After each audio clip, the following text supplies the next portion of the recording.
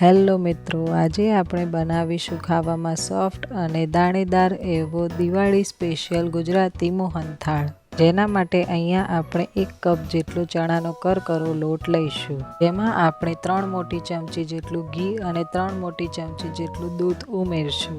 હવે આપણે ઘી અને દૂધને બરોબર લોટમાં મિક્સ કરીને 2 હાથ વડે ઘસી લઈએ। હવે 1 હાથ વડે લોટને દબાવી અને તેને ઢાંકીને 1 કલાક માટે રહેવા દઈએ। હવે લોટ સેટ થાય ત્યાં સુધીમાં આપણે ચાસણી બનાવી લઈએ। તેના માટે આપણે 1 કપ જેટલી ખાંડ અને 1 કપ જેટલું પાણી ઉમેરી દઈશું। હવે તેને આપણે અડધો કલાક માટે એકદમ જાડા તારની ચાસણી થાય ત્યાં સુધી ઉકળવા માટે મૂકી દઈએ। આપણી ચાસણી બનીને તૈયાર થઈ ગઈ છે। હવે આપણે લોટને શેકી લઈએ। લોટને શેકવા માટે આપણે એક જાડી કઢાઈ લઈશું। તેમાં 1 વાટકી ઘી ઉમેરશું। ઘી ગરમ થાય એટલે તેમાં લોટ ઉમેરી દઈશું। હવે આપણે લોટને ધીમા તાપે જ શેકતું જવાનું છે। શરૂઆતમાં બધું જ ઘી લોટમાં ભેગું થઈ જશે, પણ જેમ જેમ આપણે લોટને શેકતા જઈશું તેમ ઘી પણ છૂટું પડતું જશે અને લોટ હલાવવામાં પણ હલકો થશે અને લોટ ફૂલવા પણ માંડશે। આપણે લોટ ગોલ્ડન બ્રાઉન થાય ત્યાં સુધી આપણે તેને શેકવાનો છે।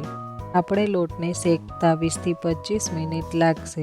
આપણો લોટ શેકાઈને તૈયાર થઈ ગયો છે। હવે આપણે ગેસની ફ્લેમ બંધ કરીને તેને નીચે ઉતારી લઈએ અને તેમાં તૈયાર કરેલી ચાસણી ઉમેરી દઈશું। હવે તે લોટમાં ચાસણીને બરોબર મિક્સ કરી લઈએ। હવે આપણે તેને જેમાં પાથરવાનું હોય તેમાં બરોબર ઘી લગાવી તેમાં પાથરી દઈએ।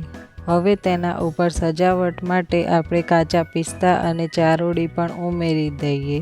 હવે તેના એક સરખા ભાગ કરી લઈએ। હવે આપણે તેને એક પ્લેટમાં એના પીસ કાઢી લઈશું અને તેના પર ચાંદીનો વરખ લગાવી લઈશું। આપણો સોફ્ટ અને દાણેદાર એવો ગુજરાતી મોહનથાળ બનીને તૈયાર થઈ ગયો છે। જો તમને મારો વિડીયો ગમ્યો હોય તો લાઈક, શેર અને સબસ્ક્રાઈબ કરજો। Thank you.